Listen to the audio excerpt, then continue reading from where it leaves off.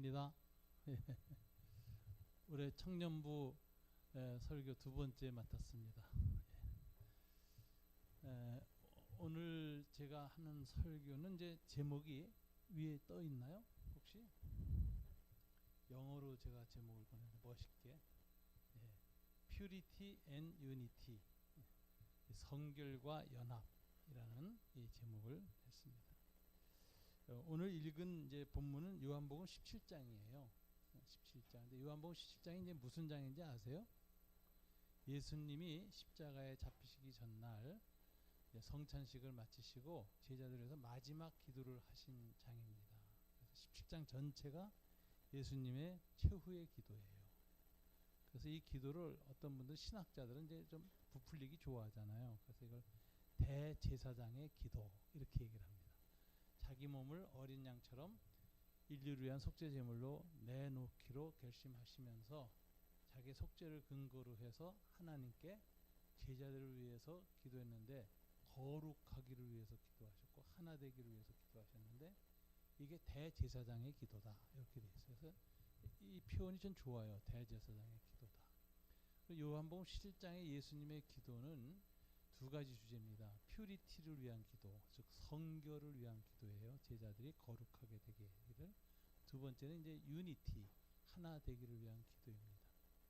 이 퓨리티를 위한 기도는 요한복음 17장에서 어디서 찾아볼 수 있냐면 세상에 대해서 쓴 전치사 3개를 보면 알 수가 있습니다. 11절에 이렇게 되어 있어요. 나는 세상에 더 있지 아니하오나 그들은 세상에 있사옵고.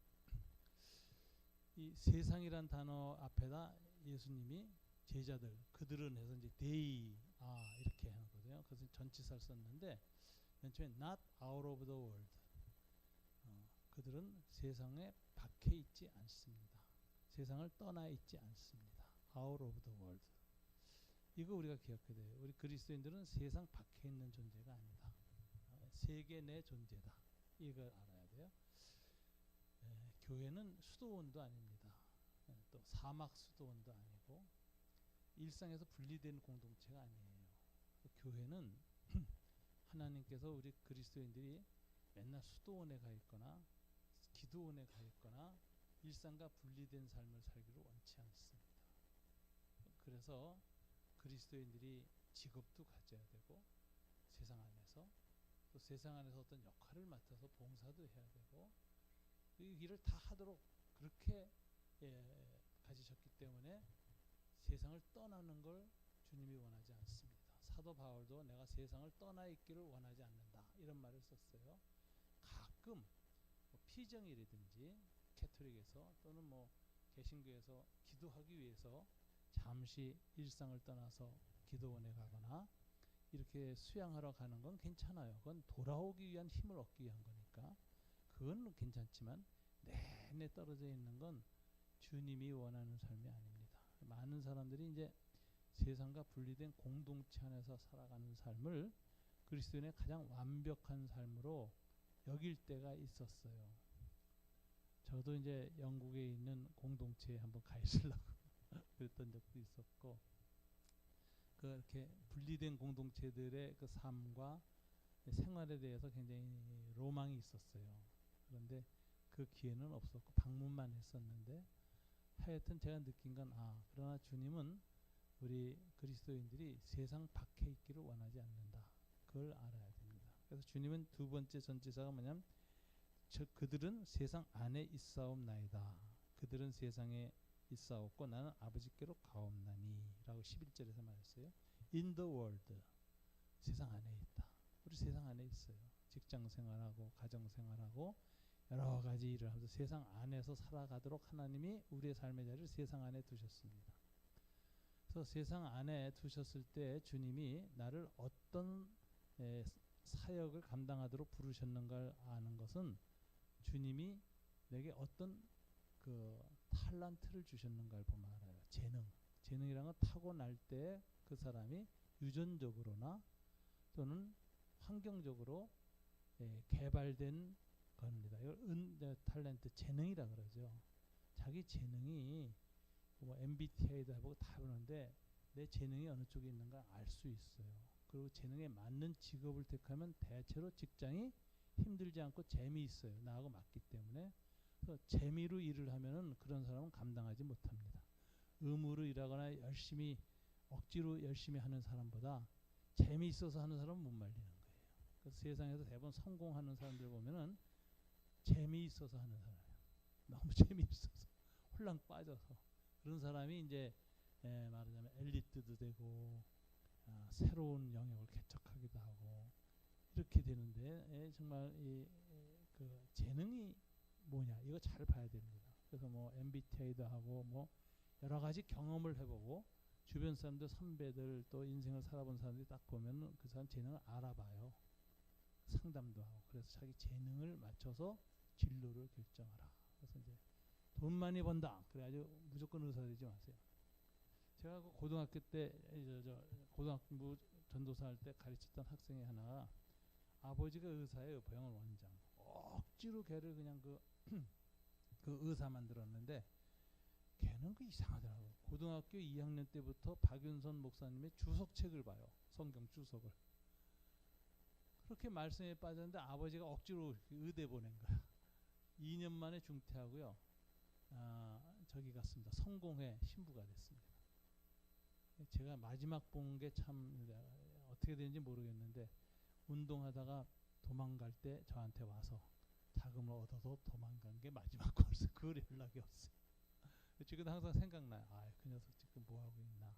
아마 성공회 어디에서 아마 신부하고 있을 겁니다. 근데 이 자기 재능에 안 맞는 것, 세상의 어떤 가치에 따라서 의사의 재능이 있으면 하면 돼요. 그런데 그렇게 결정하는 것은 참 불행한 일이다. 인생 대부분을 낭비하게 된다. 그래서 최고의 고효율적 삶을 살려면 여러분의 재능에 맞춰서 하면 할수록 재미나고 성과가 있고 남도 인정해주는 그런 일을 하세요. 그럼 행복해집니다. 그래서 세상에 있다. 교회 안으로 부르실 때에는 교회 안에서 어떤 역할을 하도록 부르셨는가는 뭐로 하느냐. 재능이 아니라 탤런트가 아니라 기프트라 그래요. 하나님 어떤 은사를 주셨는가. 찬양의 은사가 있으면 찬양으로, 섬김의 은사는 섬김으로. 은사가 굉장히 많아요. 그러니까 그 은사들을 주시면은 하나님이 나를 교회의 그리스도의 몸 중에 손으로 부르셨는지, 발로 부르셨는지, 눈으로 부르셨는지 알 수 있습니다. 그래서 그 은사에 따라 교회를 섬기면 교회 생활이 재미나. 은사를 따라 교회를 섬기면 같이 섬기는 사람들이 참 은혜를 받아. 그러니까 이 세상을 섬길 때는 재능으로, 교회를 섬길 때는 기프트인데 재능은 타고나는 거고 기프트는 성령께서 주시는 겁니다. 때로는 타고난 달란트를 기프트로 바꾸시기도 해요. 원래 노래 잘했는데 은혜 받고 나서 복음성가 가수가 되는 사람도 있는 거예요. 하여튼 그렇게 해서 우리는 세상 안에 있다. 이거 알아야 돼. 세상을 섬기는 존재로 하나님 부르셨다. 그래서 세계 내 존재다라는 것을 알아야 되고요. 그 다음에 이제 주님이 이렇게 얘기하십니다. 14절 내가 아버지의 말씀을 그들에게 주었사오니 세상이 그들을 미워하였사오나 이는 내가 세상에 속하지 아니한 것 같이 그들도 세상에 속하지 아니함이기 때문이다. They are not of the world. 그래서 아까 they are out of the not out of the world. 그다음에 they are in the world. 그다음에 세 번째 they are not of the world. 이렇게 전치사가 바뀌어요. 세상에 속하지 않았다. 그러니까 세상에 속한 방식으로 살지 않는다. 세상의 가치관을 따르지 않는다. 그리스도인답게 성경의 가치관과 말씀을 따라 사는 사람이다. 그러면 세상 안에 있으면서 세상에 속하지 않는 방식으로 살 때 그 삶을 뭐라고 말하느냐? 구별된 삶이라 그래요. 독특한 삶. 세상 사람들이 이해할 수 없는 독특한 가치관과 생활 양식을 가지고 살아가는 삶. 이거를 아주 쉬운 말로 그동안 교회에서는 구별된 삶이라고 그랬어요. 때는 성별된 삶, 좀 더 종교적으로 하면 홀리, 거룩한 삶이라고 그랬어요. 그래서 예수님의 이 대제사장 기도의 전반부는 주제가 뭐냐면 퓨리티예요. 저들이 세상에 나가야지를 원치 않습니다. 저들은 세상 안에 있어야 합니다. 그러나 세상과 다른 방식으로 살아야 합니다. 그래서 이게 홀리, 거룩함을 위해서 기도한 거예요. 대제사장 기도의 첫 번째가 제자를 위한 기도가 거룩을 위해서 기도하셨습니다. 두 번째는 오늘 본문에 나온 것인데 하나됨을 위해서 기도한 거예요. 21절 다시 한번 띄워주시고 다시 한번 다 같이 읽어볼까요? 네, 다 같이 한번 읽습니다. 제 성경책하고 좀 다르네요. 아버지요, 아버지께서 내 안에 내가 아버지 안에 있는 것 같이 그들도 다 하나가 되어 우리 안에 있게 하사 세상으로 아버지께서 나를 보내신 것을 믿게 하옵소서. 예수님께서 하나님 아버지가 세상으로 보내신 구세주라는 걸 믿게 하옵소서 했는데 어떻게 해야 믿게 되죠? 다 하나가 되어 주님 안에 있으므로. 다 하나가 되어. 그리스도인들이 연합할 때, 하나님 안에서 연합할 때 세상이 예수님을 참 구세주로 믿게 된다는 거예요. 그러니까 이 세상을 선교할 때 뭐 전도하거나 이런 것이 아니라 더 중요한 게 있어요. 먼저 되는 게 주님 기운 대로 그리스도 안에서 우리 모두가 하나 되는 것. 이 유니티라고 그러죠, 영어로는. 이게 세상을 선교하는 방식이에요. 그러니까 주님이 이 대제사장 기도에서 두 가지를 하셨는데 첫째는 퓨리티, 우리의 본질에 대해서 얘기하셨어요. 그 다음에 세상을 섬겨서 세상이 예수님을 믿게 하는 방법이 뭐죠? 선교의 방식이 우리가 하나 되는 것. 하나 돼. 이게 아주 중요합니다. 이 개신교는요, 분열의 역사를 가진 종교예요. 마틴 루터에서 종교개혁하면서 캐톨릭부터 분열됐잖아요. 그 다음에 교파가 나뉘었어요. 교파 분열을 했어요. 그러니까 이제 이 분열되고 난 데는 캐톨릭의 신앙 고백을 안 따르고 그 종교 분파마다 나름의 신앙 고백문을 만들었어. 그래가지고 분열했어요. 루터파, 켈빈파, 찌빙길리파 뭐 이런 식으로 막 분열됐어요. 종교 개혁자들이. 그래서 이 분열된 것을 하나로 막으려는 200년의 노력을 합니다. 그래서 16세기 종교 개혁하고 나서 18세기까지 뭐 했냐면은 웨스트민스터 신앙 고백이라는 걸 만들어요.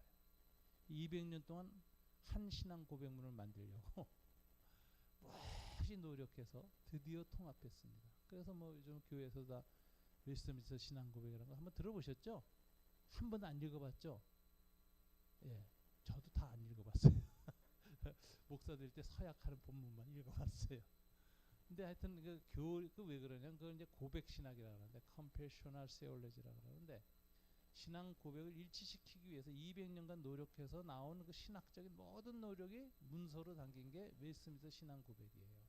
16세기부터 18세기 사이. 지금 읽으면 뭐 이런 글을 썼나? 지금은 별로 이렇게 감동이 안 돼, 이슈가. 그 당시엔 굉장히 중요한 이슈들이었어. 그래가지고 이제 그런 문제가 나왔습니다.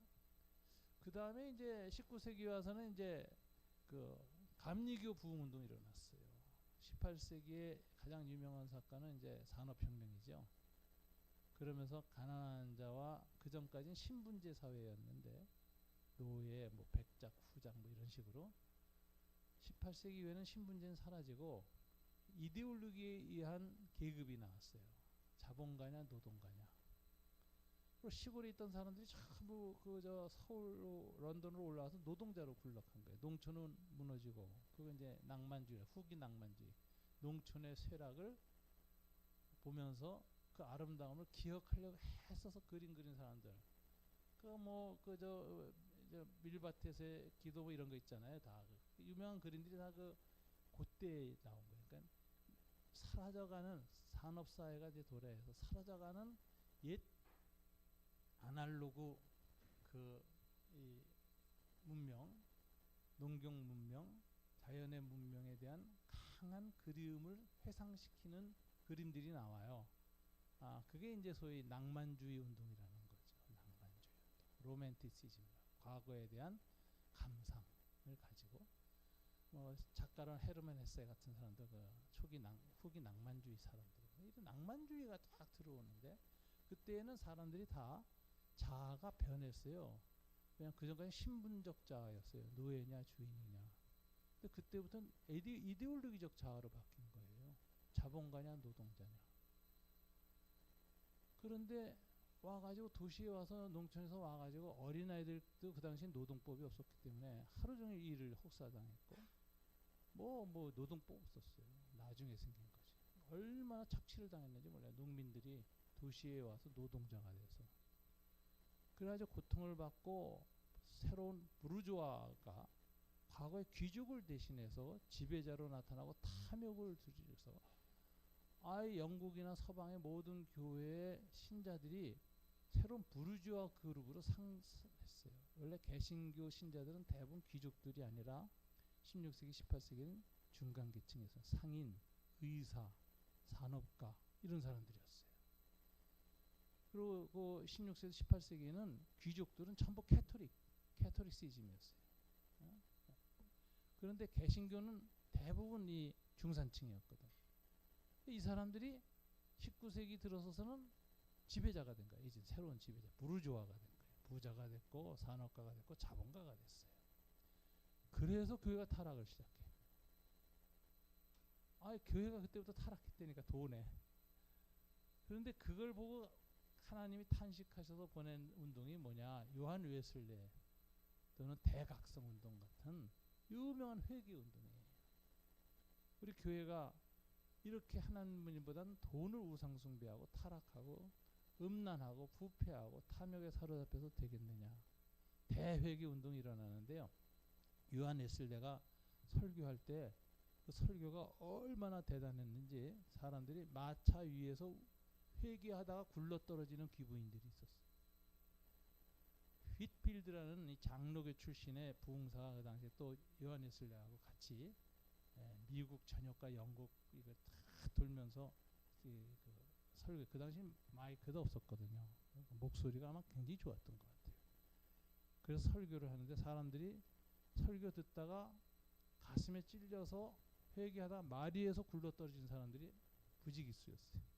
나중에 누군가 요한 휘필드의 설교에 대해서 왜 기록이 남겨지지 않았는가 했더니 천둥번개를 어떻게 글로 쓸 수 있는가 이런 표현을 할 정도로 굉장히 영향력이 막강했어요. 그래가지고 그때 교회들이 다 회개하기 시작했다. 그리고 감리교라는 게 한 교파가 또 등장합니다.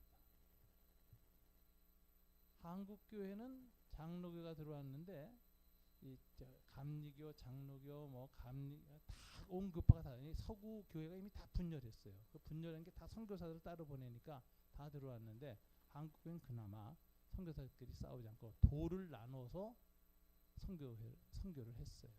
어디는 장로교가, 전라도는 남장로교회가 했어요. 평양도하고 서울은 북장로교회가 했고, 함경도는 감리교가 했던가. 하여튼 그래서 다 나눠서 했어요. 그러니까 굉장히 그나마 모범적이었어요. 그래도 이미 분열된 기독교가 들어왔어요. 그래서 이제 각각 총회가 열렸는데 감리교가 따졌는데 이제 우리 장로교 저 같은 경우는 조선 예수교 장로회 총회에 속하는 게 일제 시대에 들어와서 됐었는데 북장로교회 남장로회가 갈라지는 바람에 한국 교회도 갈라지기 시작했어요. 제일 먼저 갈라진 건 아마 고신측 때문에 고신측. 일제 때 신사 참배한 사람들하고 함께 예배 드릴 수 있는가? 더러운 놈들하고 같이 못 드린다. 저거 회개하기 전에 우리 예배 못 드린다. 회개를 요청했는데 회개 못한다 하고 뻔뻔스럽게 대든 거예요. 우리가 그래도 신사 참배를 하면서라도 교회를 지켜서 지금 교회가 남아있지 않느냐 이런 식으로 나오니까 그 옥중 성도들, 감옥에 갔던 성도들이 나 도저히 저 회개하지 않는 전도 사람들하고는 함께 하나님께 예배 못 드리겠다. 갈라지자. 그래서 나온 게 고려파 첫 교회 분열.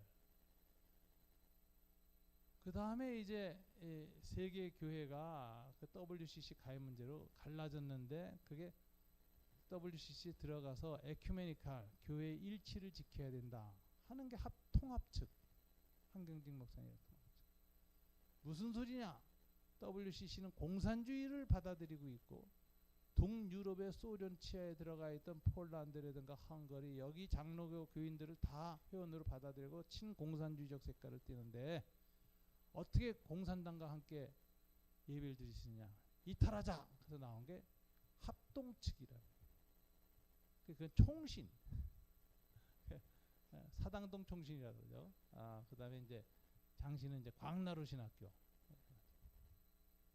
그렇게 갈라졌어요. 그다음에 총신 안에서는 합신이 또 갈라졌어요. 제가 속한 합신인데 아주 분파주의의 끝판왕이죠. 아이고 저 그 유신 체제를 겪으면서 합동 측의 총회장들이 다 전두환 이 사람들 지지하니까 학생들이 들고 일어났어요. 데모했어요. 그래서 신학대학하고 신학대학원이 다 데모했는데 이사회에서 학생들 그 신대원생들 300명을 한꺼번에 잘라버렸어요. 데모했다고. 초강수죠. 그러니까 거기에 저항해서 교수들이 5명이 사표를 냈어요. 그래서 쫓겨났는데 그 쫓겨난 전도사들이 우리가 비록 쫓겨나서 앞으로 영원히 목사는 될 수 없지만 공부는 해야 되겠습니다. 전도사로서라도 복음을 전하겠습니다. 그래가지고 5분의 교수를 모여서 남서울교회 지하에서 시작한 게 합동신학원이에요. 그게 이제 합신이 된 거예요. 분파의 분파를 계속했다고. 그래서 개신교는 분파주의의 문제점이 있습니다. 아무리 옳아도 과연 교회를 계속 자르면서 분파하는 게 옳은가? 이건 뭐냐면 퓨리티를 유니티보다 앞장세웠을 때 나타나는 현상이야. 주님이 하나 되려고 했지만 더러워서 같이 못 있겠다. 그래서 나가자. 나온 사람들이 교회를 계속 갈랐습니다. 지금 장로교회는 150개로 갈라졌어요. 조선예수교 장로회. 그러니까 교회가 엉망진창이 된 거예요. 자, 여러분 저는 개신교도입니다. 저도 분파의 끝판왕에 있는 교단에 속한 목사입니다. 이 분파주의에 대해서 어떻게 봐야 될까요? 퓨리티와 유니티 중에 퓨리티가 더 우선순위에 있어서 유니티를 깨트린 것을 긍정적으로 봐야 될까? 저는 아마 개신교 목사 중에 거의 드물게 부정적으로 봅니다. 역사적으로 몇 가지 살펴보겠는데요. 맨 처음에 분파운동은 언제 일어나느냐? AD 323년 이후에 일어납니다. 콘스탄틴 황제가 기독교를 공인화합니다.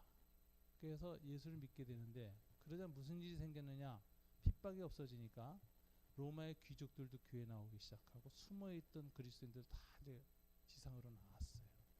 근데 문제는 과거에 고문이나 이런 게 무서워서 예수를 부인하고 예수의 십자가를 발로 밟고 지나갔던 사람들이 다시 교회에 나오기 시작한 거야. 물론 회개하고 나왔겠죠. 그런데 어떤 사람들은 저 우리를 밀고 했고 고발했고 내 형이 순교당했고 우리 아버지가 순교당했는데 그 일을 일으킨 저작자들하고 같이 예배드리고 같이 하나님 나라 간다고? 이거 받아들일 수 없어. 그래서 핍박 시대에 배교했던 자들의 문제를 놓고 갈라집니다. 이게 도나투스 분파운동이라는 게 AD 3세기에 시작돼요. 최초의 분파운동이었어요. 주로 도나투스 운동은 북아프리카 지역에서 일어났어요. 지금 모로코 이쪽에서 일어났는데 그쪽은 어거스틴이라고 하는 유명한 성자가 있었잖아요. 교부. 이 사람이 그 북아프리카 출신이에요. 그 당시 북아프리카는 지금처럼 북아프리카는 그 알렉산드리아를 중심으로 해서 그리스의 4대 강국 중에 하나가 지배를 해가지고 지중해 문명으로 굉장히 찬란했습니다. 그래서 고대 모든 서적은 알렉산드리아에 있었어요. 알렉산드리아 대도서관이 유명하고 그래서 뭐 우리가 잘 아는 뭐 클레오파트라 거기에 마지막 여왕이었잖아요. 그래서 시저하고 결혼했잖아요. 그 여자는 그리스 여자예요. 그리스 왕족들이 통치를 했기 때문에 그러니까 클레오파트라가 아름답다는데 흑인 여자인데 뭐 아름답다 이렇게 생각할 수도 있지만 흑인 여자 굉장히 아름답습니다. 근데 대부분 백인으로 생각하죠. 근데 백인이었어요. 정말 그리스 여자였어요. 하여튼 그런 그 배경을 가진 그 북아프리카라서 문명도 높았고 사람들도 아주 지혜로운 사람들, 철학자들 뭐 굉장히 많이 나왔어요. 북아프리카 지역에서. 그런데 거기에서 분파주의가 일어났는데 그 분파주의를 일으켰던 도나투스 분파는 첫째로 고결한 사람들이었어요. 피난당할 때 로마 가까이 있지 않고 사막으로 온 사람들이에요. 사막에 수도원도 만들었고 기도 생활하고 막 했어요. 이때쯤에는 성령운동이 일어나서 도나투스 분파운동에서는 병 낫고 귀신 떠나는 일이 막 일어났어요. 이 예배가 아주 열정적이고 뜨거웠습니다. 근데 공인화된 로마 교회는 좀 차가웠어요. 귀족들이 들어오고 부자들도 들어오고 뭐 배교자들 들어오니까 열정이 떨어졌어요. 도나투스 운동이 막 뜨거웠습니다. 이 사람들이 로마를 비판했어요. 로마 교회를. 배교자를 그냥 회개도 제대로 안 시키고 받아들이고, 돈 있는 귀족들 그냥 다 교회에 받아들이고, 예배에도 성령의 역사가 없고, 틀려먹었다. 우리 분파하자. 갈라지자. 이게 도나투스 분파운동이라는 거예요. 이게 최초의 분파운동. 이게 퓨리티를 우선으로 하고 캐토릭과의 유니티를 깨트리는 첫 운동이 일어났습니다. 이때 가장 주의해서 봐야 되는 인물이 성 어거스틴이에요. 어거스틴 사진 하나 있죠. 이분인데, 이분이 북아프리카 출신이에요. 도나투스 분파운동 지도자로 아주 친했어요. 그리고 은혜도 많이 받았어요. 근데 이분은 고민한 거예요. 과연 자기 친구들하고 고향 식구들이 다 하는 이 분파주의에 내가 가담할 것인가 말 것인가. 그래서 요한복음 17장을 보면서 내린 결론이에요. 우리끼리의 유익을 위해서는 유니티를 염두에 두고 분파를 하는 것도 한 방법일 수 있다. 그러나 마지막까지 주님이 부탁하신 세상이 예수님을 구세주로 알게 하기 위해서, 선교를 위해서 교회는 하나 되어야 한다. 유니티를 택합니다. 로마를 택해요. 이거 굉장히 제가 보기엔 지혜로운 태도입니다. 그 후에 도나투스 분파운동은 분리돼가지고 뜨겁게 한참 가다가 이게 순수하고 뜨거운 사람들이 치우치면 뭐가 되죠?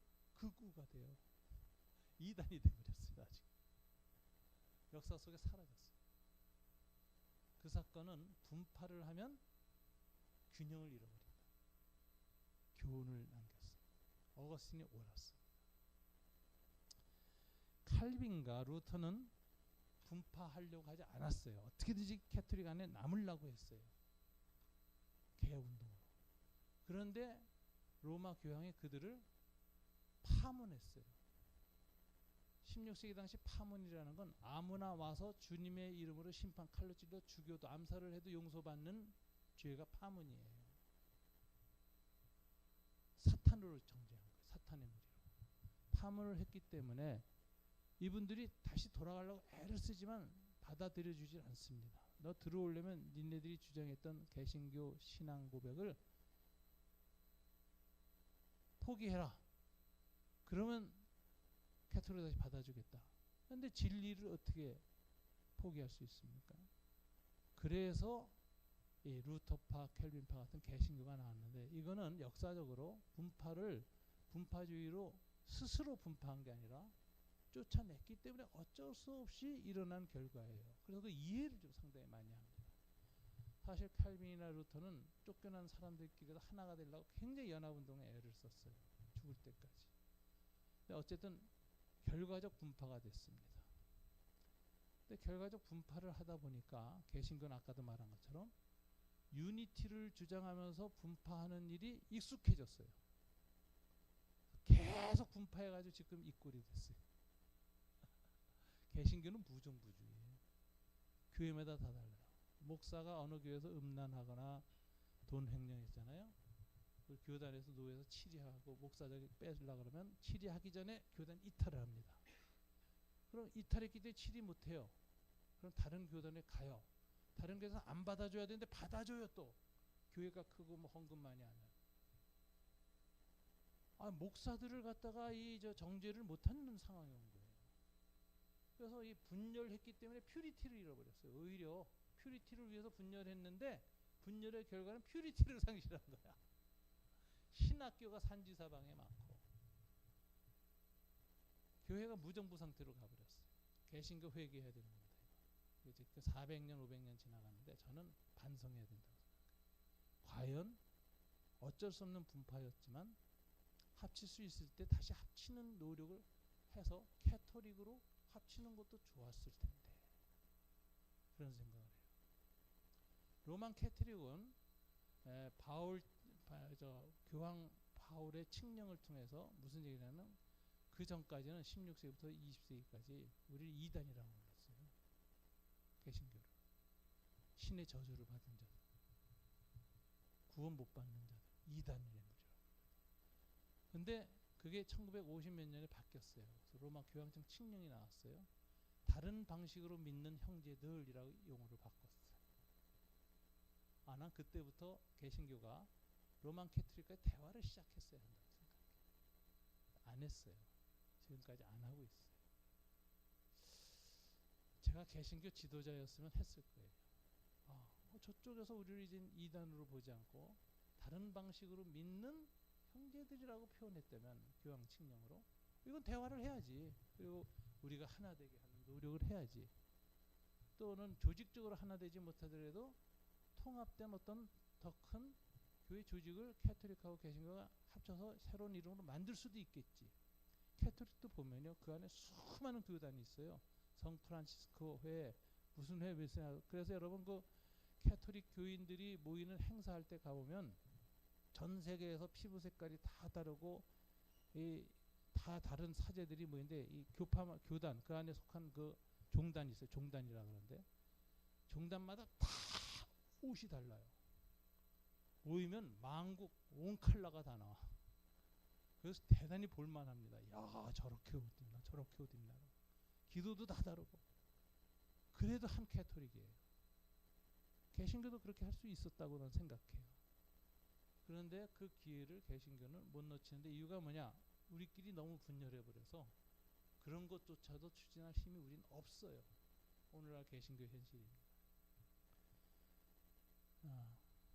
이제 마지막 한 가지 예를 드리겠습니다. 1970년대에 그 남미 주교회가 1980년대에 모였습니다. 그들의 존경받는 지도자는 레오나르도 보프 신부라는 분이었어요.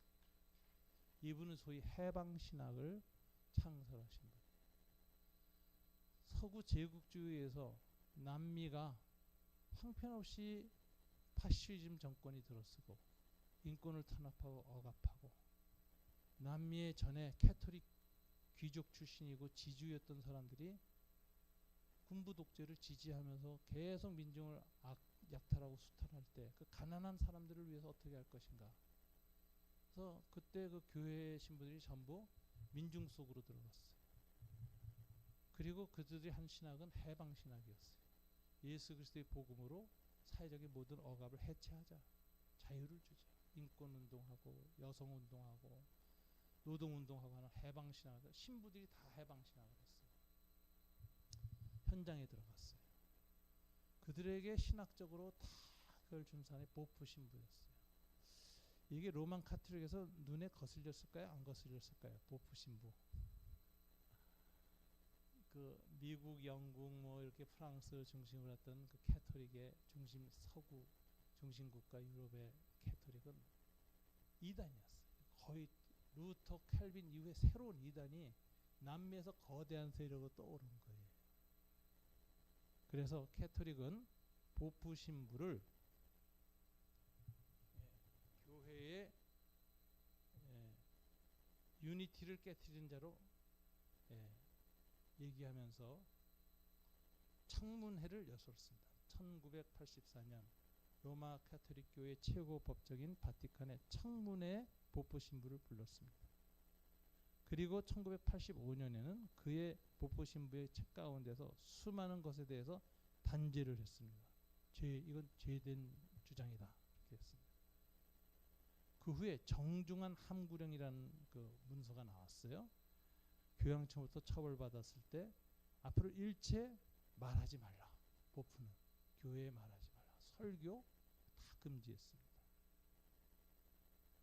그러자 보프의 제자들이 로만 캐톨릭부터 이탈하자. 남미 주교회의가 회의를 열어서 이탈을 결정해요.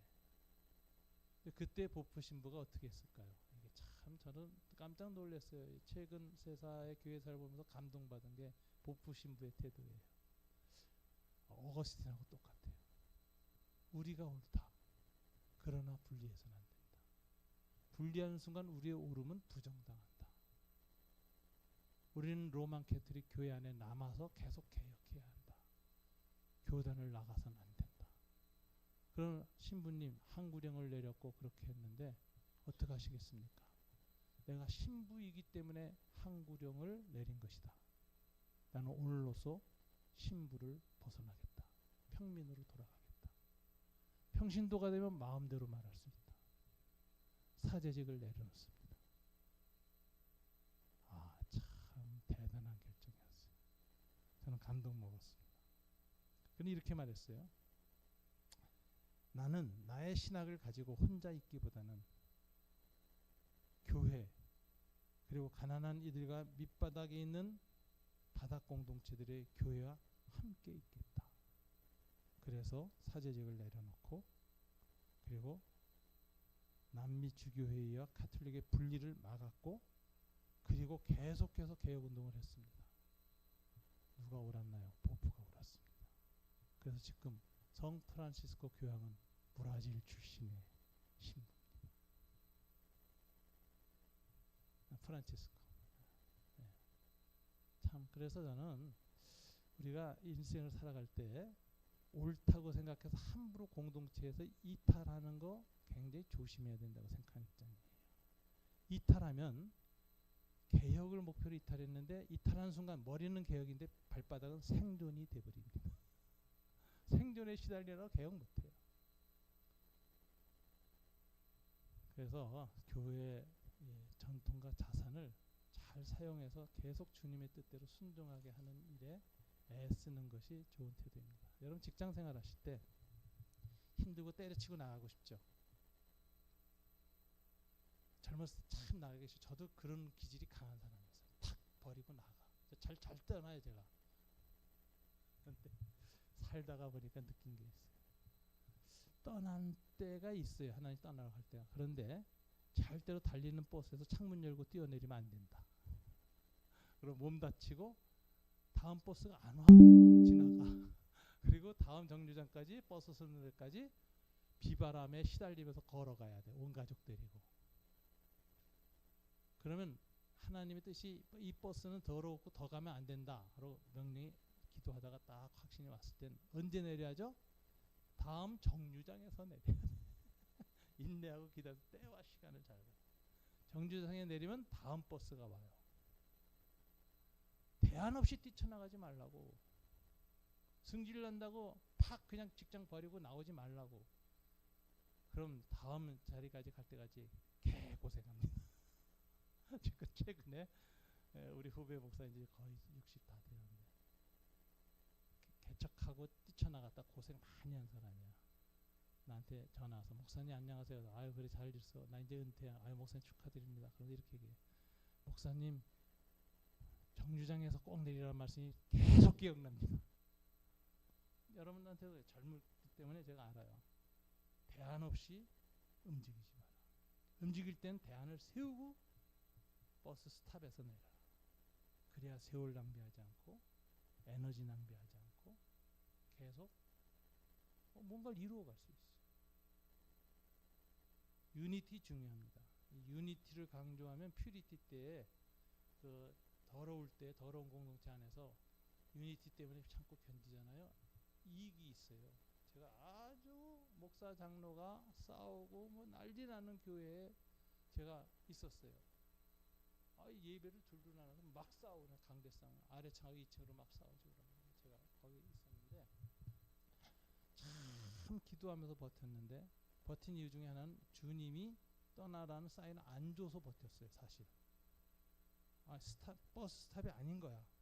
그래서 버텼고, 두 번째는 아내와 자식 때문에 버텼다니까. 가장인데 내가 어떻게 그냥 나가 길바닥으로. 교회가 나가라고 하지도 않는데.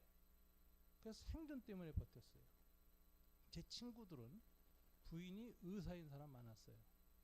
그저 선교단체 간사 출신들. 약사 많았어요. 교사 많았어요. 그냥 때려치고 나가더라. 지금까지 백수야. 그렇게 한번 더러워서 치고 나가기 시작하면 교회에서 못 있습니다. 더러운 일이 너무 많고 힘든 일이 너무 많아요. 그 사람들 팍팍 나가더라고요. 저는 버텼어요. 버티니까 틀린 게 있어요. 버티다 보니까 근기가 자라고. 근기라는 게 뿌리가 강해져. 깊이 내려가요. 그래서 웬만한 외풍에 흔들리지 않는 힘이 생겼습니다. 버티는 힘. 그래서 유니티가 주는 유익 중에 하나가 버티는 힘이에요. 계속 개혁할 수 있어. 저는 우리 합신교단에서는 참 미운 털 박힌 목사예요. 대부분 극우적이에요. 제가 나타나면 다 긴장해요. 그리고 제가 그 광화문에서 금식하면서 한 달간 이렇게 동기 금식하고 그럴 때, 우리 후배 목사여서 나 찾아와서 위로해놓고 사진 찍고 올려가지고 교단 목사님 다 보고 기절초풍하면서 우리 합신교단의 상징적인 합동신학교에 교회를 세운 이 양반이 광화문에 나가서 이렇게 단식 투쟁하고 있다고 얼마나 총회 이사회에서 난리가 났는지 몰라요. 저하고 강경민 목사님이 약속한 게 있어요. 쫓아내기 전에는 절대로 안 나간다. 남아서 버티고 남아서 개혁한다. 그 뭐 이상한 목사 하나 있잖아요. 무슨 빤스 목사라는 사람. 우리 후보들이 이제 못 견뎌서 정광훈이 하나님 넌 내 손 안에 있어 하고 내 주목에 뭐 이런 말을 한 적이 있어요. 그럴 때 우리 후배들이 정광훈 목사 2단 청원을 수원노회에서 했어요. 근데 노회장서부터 임원들하고 전부 정광훈 목사파야. 그러니까 그런 안건은 사람이 많을 때 안 다뤄요. 의결을 안 해. 그러면 젊은 사람들이 많이 남아서 지지하냐. 그러니까 맨 마지막에 오후 4시 5시 끝나갈 때 다르더라고. 그러니까 그것 때문에 뜻이 있는 사람들, 젊은 사람들이 끝까지 버틴 사람들만 남는 거야. 소수가 돼요. 대부분 평범한 사람 다 미리 다 이제 갔고 양쪽 투사들끼리 딱 남은 거야. 근데 그날 내가 오전에 가서 나는 보통 예배 드리고 성찬식하고 점심 먹고 나갑니다. 조퇴 신고하고. 저는 노회 잘 안 참석해요. 근데 그날은 오전에 서울대병원에 예약이 있었어. 예약하고 뭐 이렇게 하고 가니까 그때쯤 딱 들어갔는데 1차 투표를 했는데 23대 23이야. 그런데 그때 노 회장이 아주 지혜롭더라고. 이렇게 딱 갈린 데서 제가 캐스팅 보트가 있는데 어느 한쪽을 취하면 제가 역적이 됩니다. 앞으로 노 회장 노릇 못합니다. 그래서 저는 포기하겠습니다. 다시 의결하겠습니다. 그런데 내가 들어왔어요. 안색이 싹 변하더라고. 나이 먹은 사람들. 24대 23으로 이겼어요. 초기에 보내가지고 그 목사 2단 했어요. 저 굉장히 미움받아요. 불편하게 여겨요. 그리고 같이 밥 먹기도 참 힘들 때가 많아요. 제가 잘 안 갔는데 그래도 왜 버티냐? 나라도 남아서 변화를 도모해야지. 우리 후배들이 버팀목이 돼줘야지. 그래 버티고 있어요. 제가 이렇게 보니까 우리 젊은 분들한테 좀 말씀드리면 아무리 힘들어도 버티는 힘을 키우세요. 언젠가는 여러분 인정받습니다. 언젠가는 영향력이 확대됩니다. 여러분들의 생각과 가치가 번집니다. 버티십시오. 쉽게 이탈하지 않도록 제가 인생 선배로서 제 경험으로 여러분한테 말씀드립니다. 주님은 기독교인들이 공동체에 들어가서 유니티에 힘쓰는 삶을 퓨리티 중요하지. 유니티를 파괴하지 않고 퓨리티를 지키는 지혜와 인내와 끈기가 인생에서 필요합니다. 기도하겠습니다. 하나님 감사합니다. 오늘 주님이 제자들에게 세상 가운데 있지 아니하고 세상과 다른 방식으로 사는 삶을 구별된 삶을 가르치셨습니다. 그와 동시에 세상 안에서 하나가 되기를 기도하셨습니다. 우리들이 이렇게 주님 안에서 세상 안에서 늘 하나가 되기를 힘쓰는 영성을 가지고 주님 오실 때까지 거룩함을 유지할 수 있도록 축복해 주시옵소서. 젊은이를 축복해 주시고 자기 인생의 길을 주님의 뜻에 따라 온전히 한 걸음 한 걸음 디디며 걸어갈 수 있도록 은혜를 더하여 주시옵소서. 이 모든 것을 우리 주 예수님 이름으로 기도드립니다. 아멘.